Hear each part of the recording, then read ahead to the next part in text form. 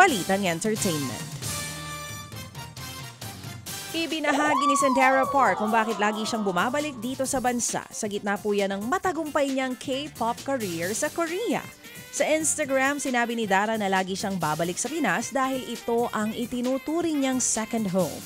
Sobrang mahal din daw niya ang ating mga kababayan, pero mas mahal niya o mahal daw siya ng ating mga kababayan, pero mas mahal daw niya ang mga Pinoy. Natouch din si Dara nang itanghal niya kamakailan ng In or Out at napuno ng hiyawan ng arena.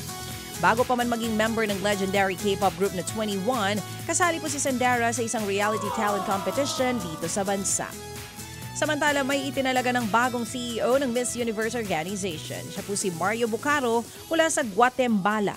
Pinalitan niya po ang Thai business mogul na si Anjakla Jutatip matapos bumaba sa pwesto nito lamang June 20. Si Bucaro ay dating Vice President for International Relations ng Miss Universe. Samantala, ng great crush naman sa isang wedding ang Lord of the Rings star na si Elijah Wood. Sinorpresa ni Elijah ang isang couple na kasalukuyang ikinakasal sa Hobbiton movie set sa New Zealand. Diyan kinuna ng ilang eksena sa Lord of the Rings. Nagpa-picture din si Elijah kasama ang bride and groom. Natuwa pang aktor dahil nakadamit pang hobbit. Ang mga dumalo sa kasal ay ang cute. Gumanap siya o bilang si Frodo Baggins, si Elijah sa Lord of the Rings franchise. Mga kapatid, brothers and sisters, saan ka pa? Dito na tayo sa totoo.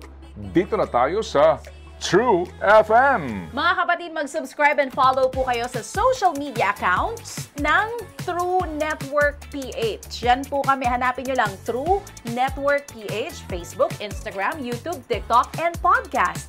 Mapa Apple or Spotify man yan, mahahanap nyo kami. Lahat ng mga napapanood at napapakinggan nyo po sa programa, nasa social media accounts namin yan. So paano mga kapatid? See you sa social media!